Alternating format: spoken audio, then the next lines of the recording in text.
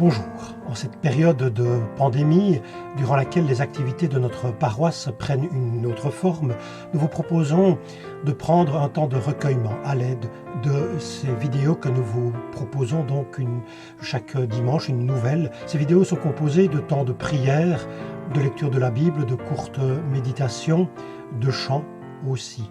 Elles sont destinées à être regardées soit chez vous, individuellement ou en famille, dans un moment propice que vous pouvez dégager pour une pause recueillement, une pause méditation.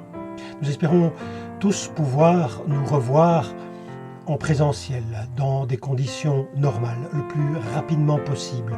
Mais en attendant, il nous faut encore de la patience. Ces vidéos sont destinées à garder ainsi contact et dire combien la vie de l'Église compte pour nous. Nous voulons commencer ce temps de recueillement en partageant ce texte de prière, de réflexion. Merci pour le temps que tu m'accordes encore aujourd'hui. Aide-moi à préserver chaque jour le temps de te rencontrer, le temps d'écouter les autres et de m'en préoccuper.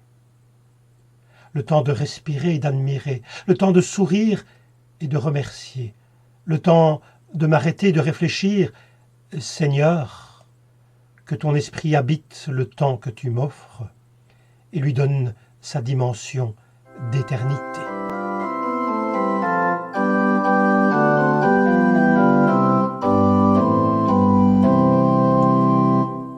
Nous poursuivons en partageant ce texte de louange inspiré du psaume 105.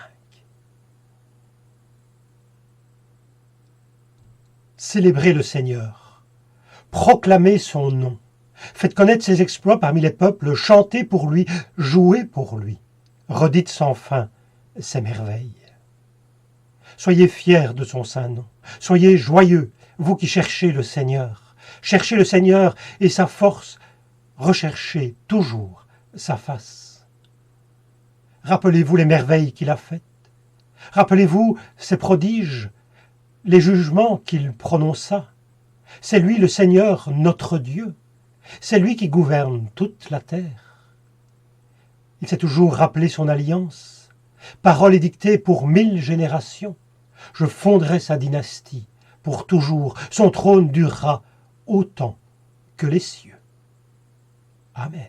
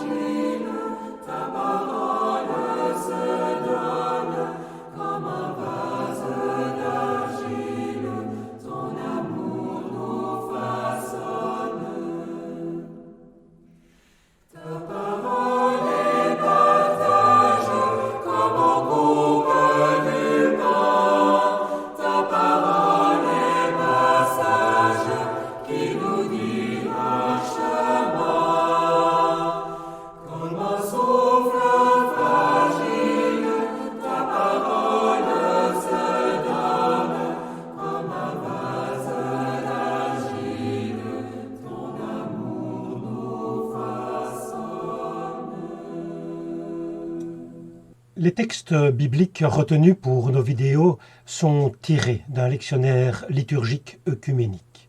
Aujourd'hui, nous avons retenu la lecture proposée dans l'Ancien Testament. dans le premier livre de Samuel au chapitre 3. Nous lisons ce texte en entier, même si parfois il y a des accents un peu durs.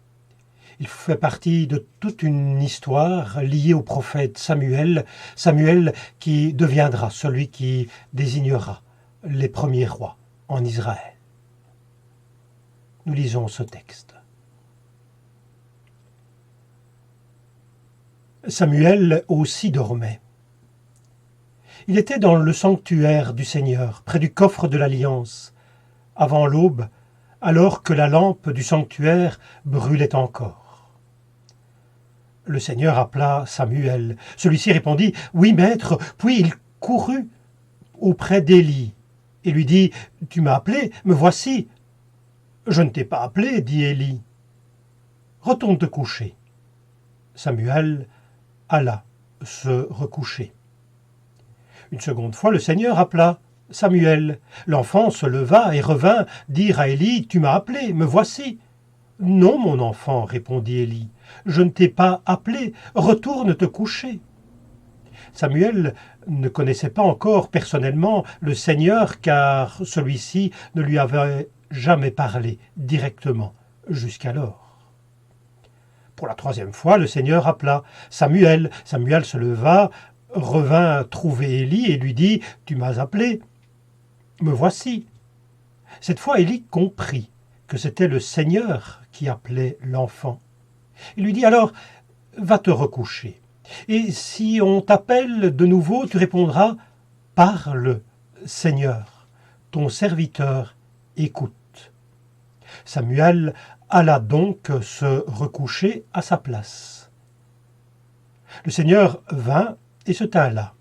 Comme les autres fois, il appela « Samuel, Samuel !» L'enfant répondit « Parle, ton serviteur écoute. » Le Seigneur déclara à Samuel « Je vais frapper Israël d'un malheur tel qu'il fera l'effet d'un coup de tonnerre sur ceux qui l'apprendront.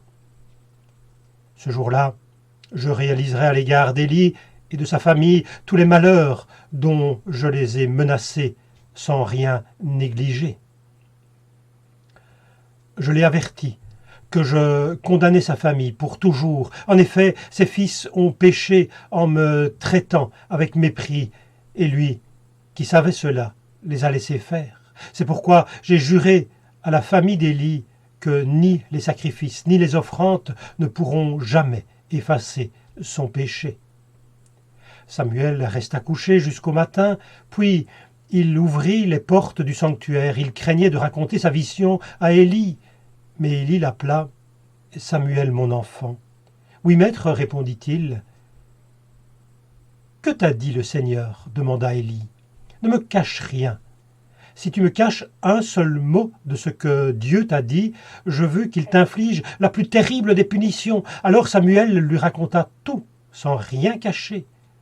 Élie déclara « C'est le Seigneur, qu'il fasse ce qu'il juge bon. »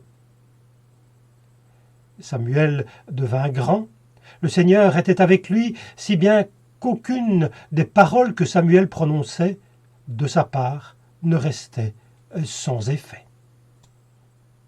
Par la foi, nous croyons que Dieu parle aux êtres humains. Par la foi, nous croyons que par divers moyens, Dieu nous appelle, nous fait signe, nous montre les voies à suivre. C'est une conviction que partagent bon nombre de croyants d'ailleurs. Dieu parle, fort bien, mais alors une question se pose, comment l'entendre ? Eh bien, nous voyons un peu ce que cette histoire, que l'on appelle parfois le récit de vocation de Samuel, nous dit. Ce n'est pas une simple petite anecdote qui prêterait à sourire, d'ailleurs, s'il n'y avait le côté dramatique de cette parole de Dieu. Mais dans ce récit, il est question du passage de Dieu dans une vie humaine. Pourquoi pas la nôtre ?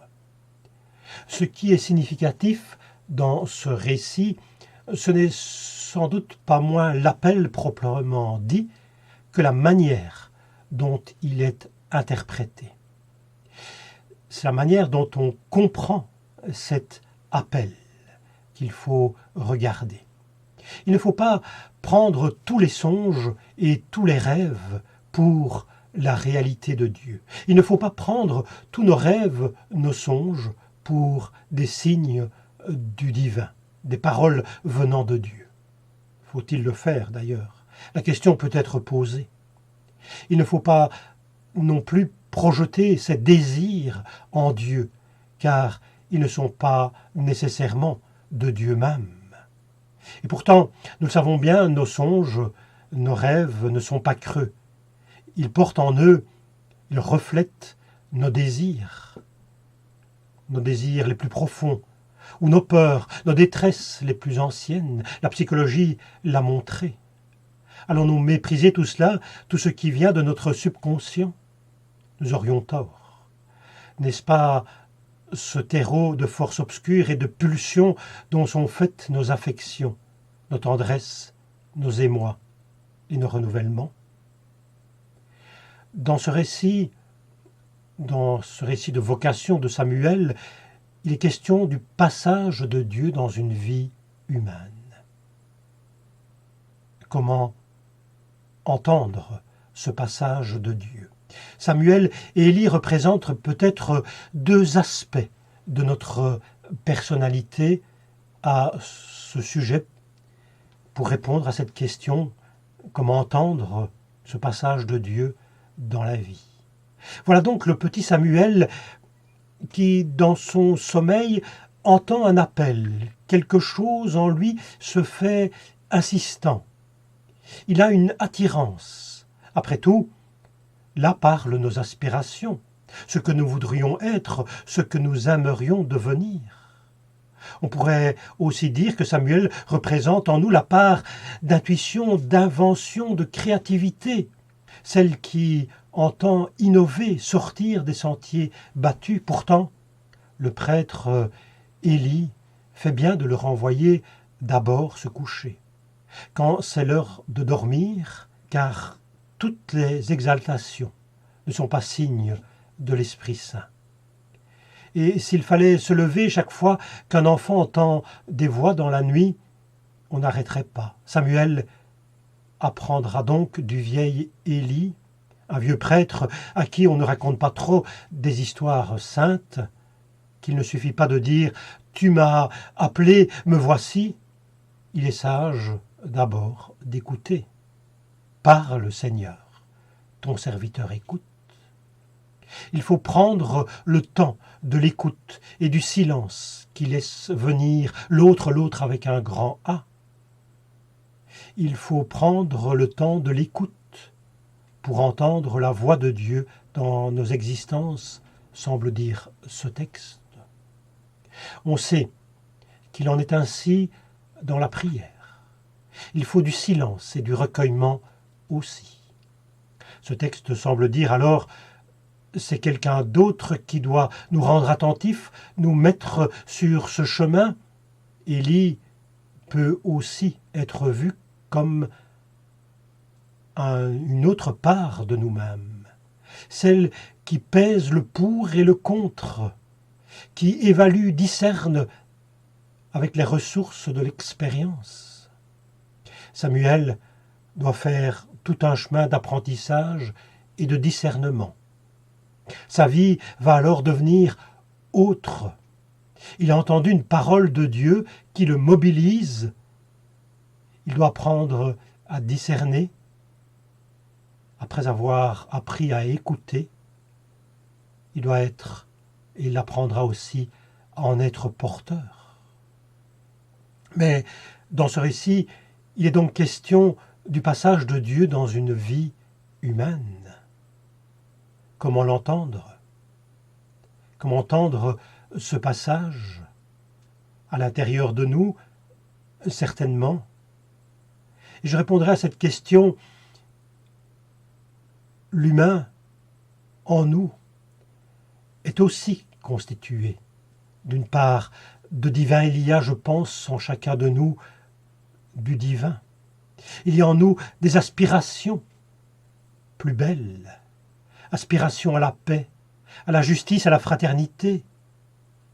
une aspiration à l'observation de la beauté de la création, des aspirations quand on recherche l'égalité pour tous, les aspirations à la liberté. Je pense que tout cela, et bien d'autres choses encore, sont des aspirations divines en nous. Il faut certainement des temps de prière, de contemplation, pour entendre cela en nous. Et peut-être aussi d'autres pour nous les rappeler. Jésus dira plus tard que ceux qui ont des oreilles entendent ce que l'Esprit veut nous dire. N'oublions pas de prendre ces temps où nous pouvons dire « Parle Seigneur, ton serviteur écoute ».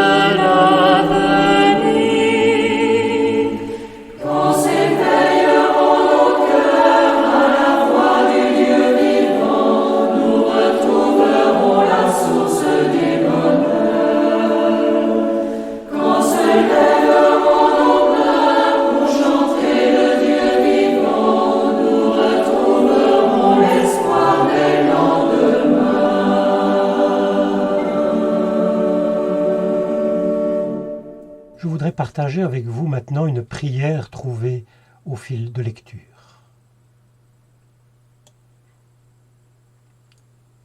Mon Dieu, j'étais en route vers toi, mais je t'ai vu venir vers moi. Je désirais t'attendre, mais j'ai su que déjà tu m'attendais. Je désirais te chercher, mais j'ai vu que tu étais à ma recherche. Je voulais te dire, voilà, je t'ai trouvé, mais j'ai senti que tu m'avais trouvé le premier. Je voulais te choisir, mais déjà tu m'avais choisi. Je voulais t'écrire, mais déjà ta lettre était arrivée. Te demander pardon, mais déjà j'ai su que tu m'avais pardonné. Je voulais t'appeler Père, mais je t'entends déjà me dire mon enfant.